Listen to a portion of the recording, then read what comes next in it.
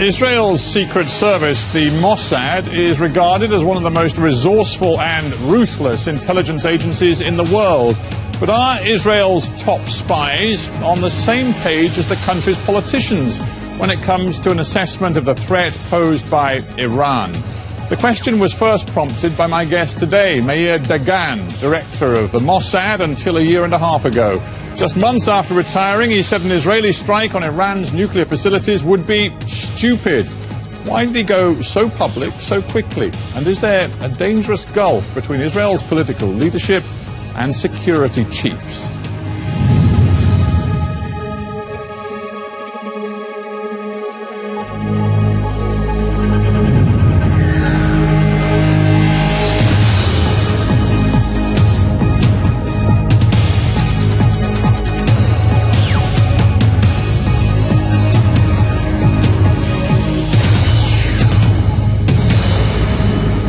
Meir Dagan, welcome to Hard Talk.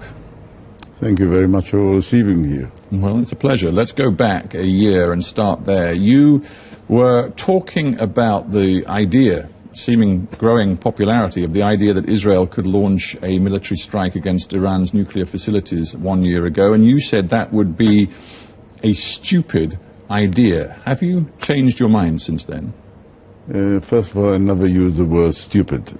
Well, it was widely reported. I've been back and looked at all of the press cuttings. In the Hebrew press, the word stupid was used. I'm not responsible for it. I think it will be, look, the main purpose for, I believe, the international community is prevent of Iran of reaching to a nuclear capability. That's a vital interest of everyone, including Israel, because we were threatened directly by the Iranian. I believe we are the only country in the world that is really threatened by another state, that we don't have even a common border. They want to see us disappearing from this earth. So if you believe in the threat, why would you use either the word stupid or a word like stupid? Definitely a negative word that you used when you were talking about the idea of an immediate Israeli strike. I don't think it's going to serve the Israeli goals and the Israeli purposes. Why? Because of a few reasons. First of all, you are not able to stop the project by an attack, a military strike. You are able to delay a project. Second, you are going to create a situation that will rally the Iranian public behind the leadership, even though today they are in a very serious internal economical crisis and even a political crisis internally inside Iran. Third, is going to provide them with a justification for going directly to a nuclear military project.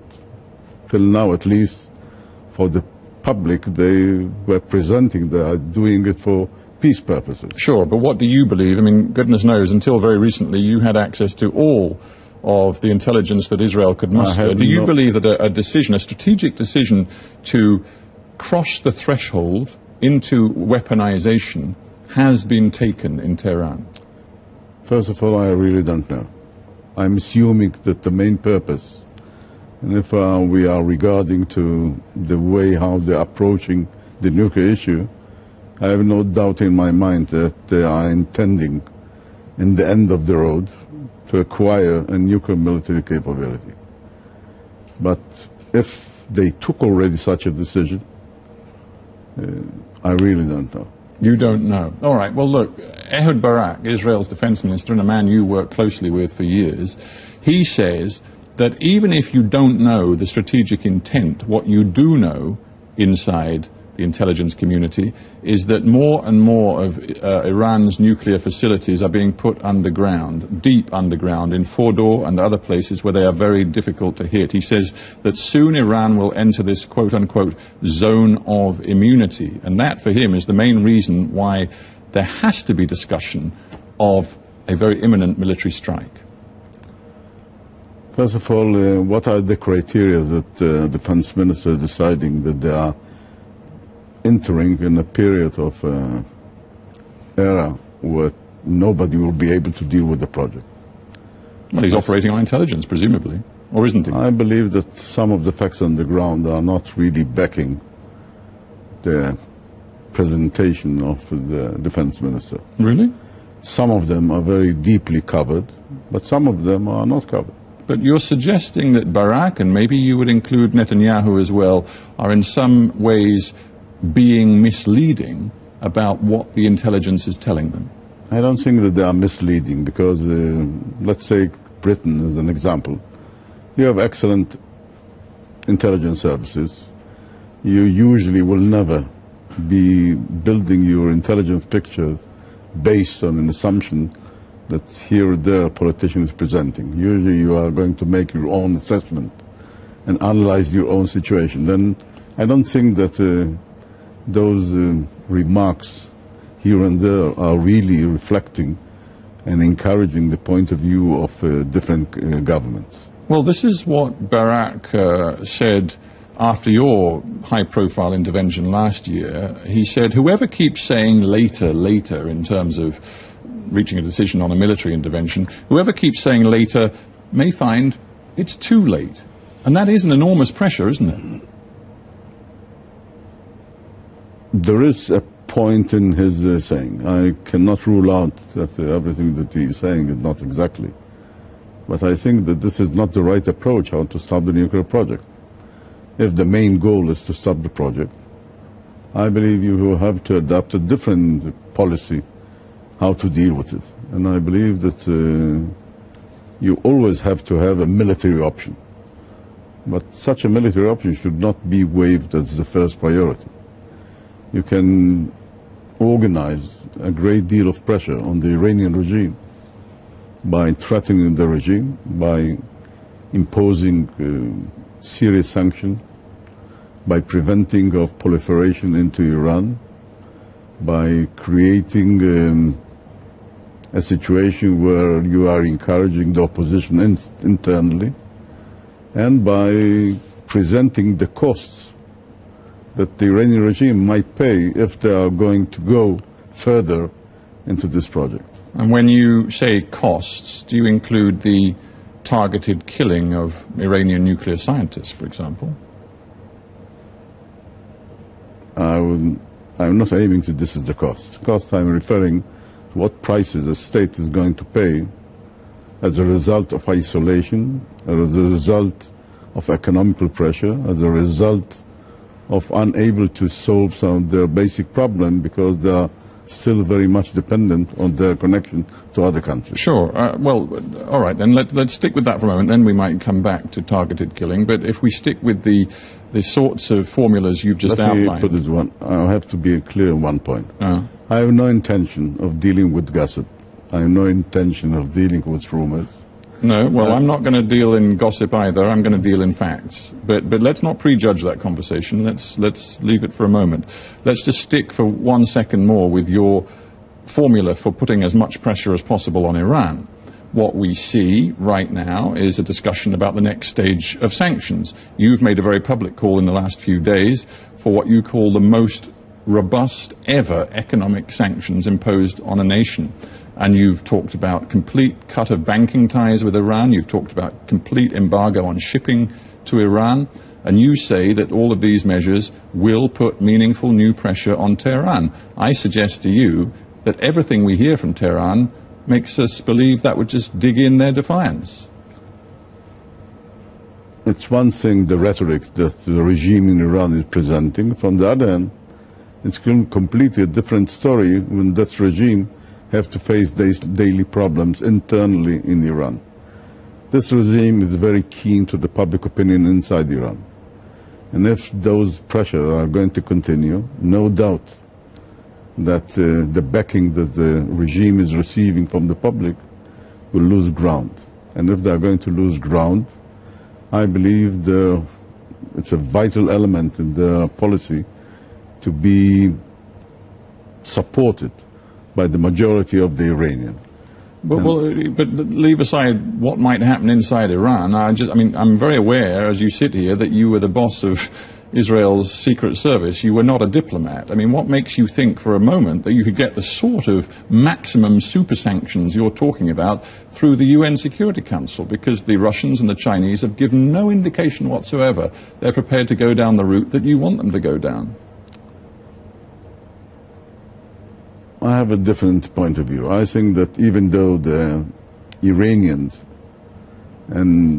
received some level of a different approach by the Russian and by the Chinese, eventually, when there was a decision about the sanction, even China and Russia voted for it. Then eventually they were allying themselves with the international community.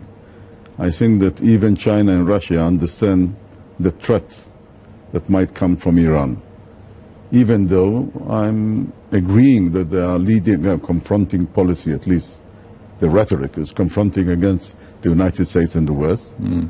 But from the other hand, they are very practical. They know exactly what's going on in Iran, and I believe that in many ways they're adapting the point of view of the international community.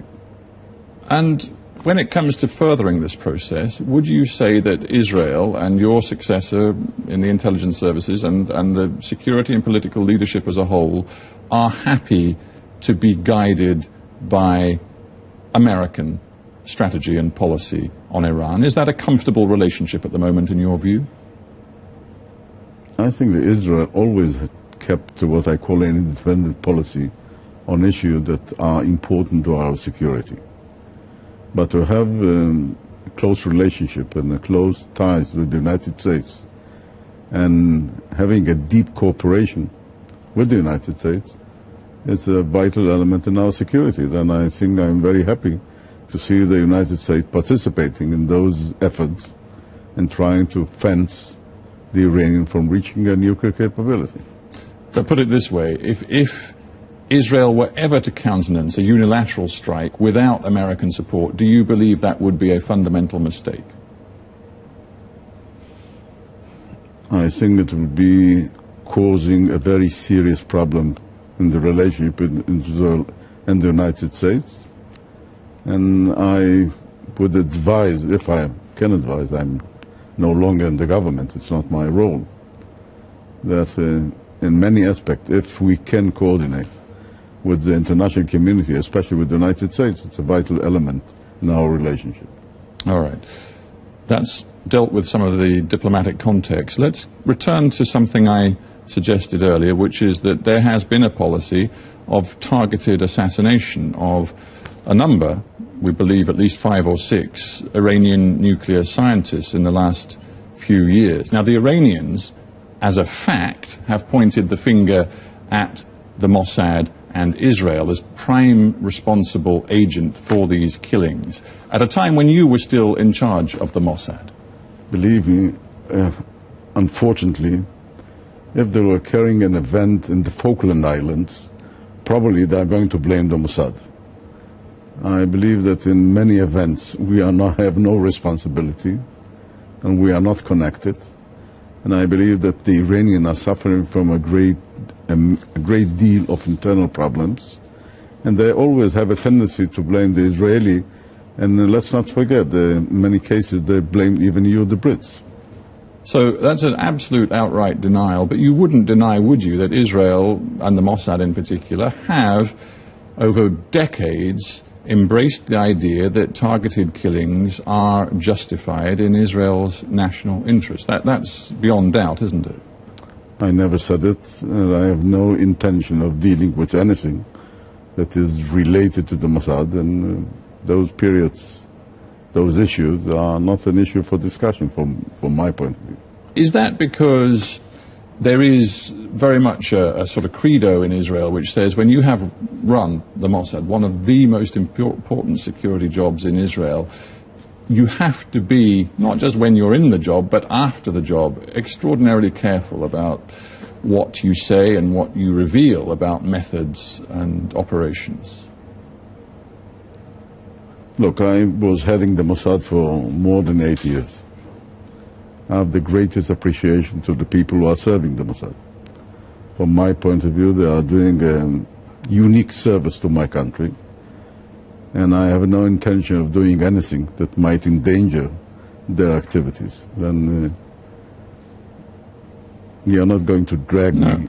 No, I understand that. I just wonder whether you were hurt on a personal level then by, you know, the very pointed criticism that was directed at you after you made this very high-profile intervention on Iran policy last year, because there were, and again, quoting from Haaretz and other Hebrew newspapers, there were Israeli officials saying to journalists in Israel that you, and one quote was, you were sabotaging Israel's democratic institutions by so soon after doing the job, then talking publicly about Iran policy as a retired Mossad chief. Maybe I'm mistaken, but I believe in democracy. The heart and soul of democracy is a public debate. I never discuss operational aspects of it. I was always discussing the issue, what will be wise from the point of view of policies of Israel. And I don't see that, even though I'm a private citizen, that I would be not allowed to present my point of view when every politician, every newspaper in Israel, and everyone in Israel is able to present it.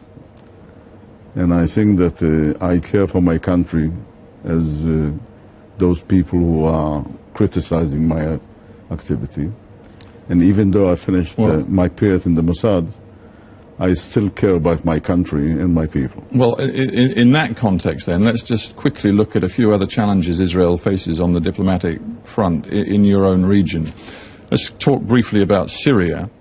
In the last few weeks and days, the language from the Syrian government has become much more direct and condemnatory when it comes to Assad. There's been talk of Assad pursuing a genocidal policy, the implication clearly being that as far as Israel's concerned, it is now clear Assad has to go.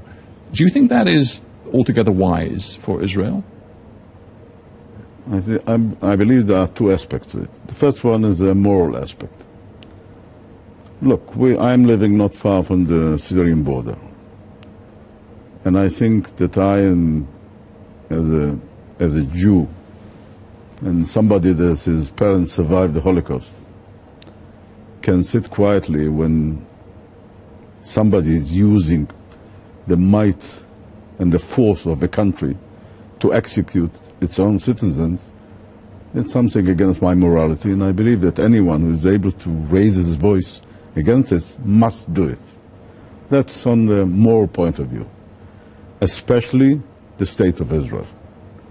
I understand that point, but then let's move to the realpolitik, and let's move to the point that some Israelis are worried if you end up with a Sunni victory against the Assad regime, the Ba'athi Alawite regime in Damascus, you could end up with Sunni militants, including some influenced by Al-Qaeda, on Israel's doorstep. I'm not sharing this point of view. I think that in this case, the Iranians are going to lose a stronghold in the Middle East. They're going to lose a very focal point in their influence in the Middle East. I think that the need of the Iranian, of the Syrian regime to support Hezbollah is a necessity. And if the regime of Assad is going to fall, I believe that even though I cannot rule out that an Islamic party will take over Syria, I think at the same time we are going to see a much more influential role of pragmatic Arabic states that in a way will moderate some of those activities inside Syria. From the other hand, it will... You mean the Saudis and the Gulf states? Yes. You see them in the ascendancy as a result of what is happening? Yes. Well, I just wonder if that applies to your view of Egypt then. You're still obviously very close to the security establishment in Israel. How worried are Israeli leaders and security chiefs right now about the potential for instability in in Egypt, but particularly in the Sinai, in the vast area that borders Israel? I think this is quite a concern for Israel, because most of the smuggling to the Hamas, unfortunately, is coming to the Sinai. And because of the internal problems today in Egypt, the ability of the Egyptians to prevent penetration of arms and terrorists into coming to Gaza is very limited today. And I believe there's a cause for at least concern in Israel. Given the turmoil we see in Egypt continuing right now, can you imagine the Egypt-Israel peace unraveling? First of all, even though I'm coming from a long line of prophets, we invented prophecy and we wrote some books about it, I'm not a prophet. We have a president, his name is Peres, a very unique personality. We know him on this program. Yes. He told me once, if you make any prediction for the future, do it for 50 years. For two reasons. One, nobody's going to remember after 50 years what you said. And second, if somebody will remember, you're not going to be around for 50 years. I think that, but to be serious on the Egyptian side, I think that the situation in Egypt is a great concern for Israel. I don't think there is an immediate threat to the peace agreement between Israel and Egypt. I think that even, let's say theoretically, that the Muslim Brotherhood will win, even though it might cause a very serious impact and backlash into the region, but in the short terms, I think the Muslim Brotherhood are going to be very much occupied with their own internal problems. Pragmatic. Yes. Before we end, I want to ask you one last thing, which brings you directly back home to Israel. You have voiced support for the fundamental Land for Peace deal. You've suggested Israel should be serious about pursuing dialogue over the Saudi peace plan, which would involve basically a return to the 67 lines with some adjustments on either side. But you clearly see that as the route to peace. That is not a route, frankly, that the current government is following. How worried are you about the, how can one put it, the limbo that the Israel-Palestinian peace mechanism has fallen into? I know that many people from many sides are usually, when you ask the Palestinians who is to blame that we were not successful in the dialogue, they will say the Israelis. If you ask the Israelis will say the Palestinians. Yeah, but I'm asking you to tell me what you really think. Yes, I think that eventually, in some point in time, it's a necessity for the two communities to reach an agreement. Unfortunately... And that will be Land for Peace. It will be based upon the 67 line. I believe that it was presented even by Prime Minister Netanyahu. I never said 67 borders. I said that it would be Land for Peace.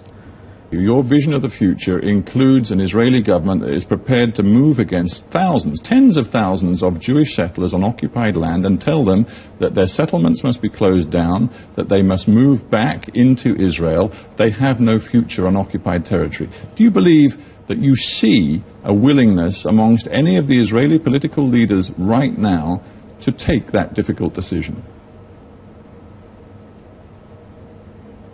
I'm not the Israeli government. I have no ability of taking... I'm asking you for your assessment of whether there's that ability, that willingness. Personally, I'm even against moving some of the settlers. I think we can arrange a swap of lands between us and the Palestinians. But with respect, whatever the land swap, it's not going to save the homes of tens of thousands of Jewish settlers. You know it, everybody knows it, if there is to be a meaningful peace. I agree that it will need for a hard decision by the State of Israel. And I believe that any government that is going to sit down seriously on the issue will have to take hard decisions that will be very painful for the country. It's not easy to move settlers. Personally, I don't think that you have to move all of them. You can arrange some solution that could be providing a solution for the two sides. But no doubt, any solution is going to be a painful solution. With that thought, Meir Dagan, we have to thank you for being on Hard Talk. Thank you very much indeed. Thank you.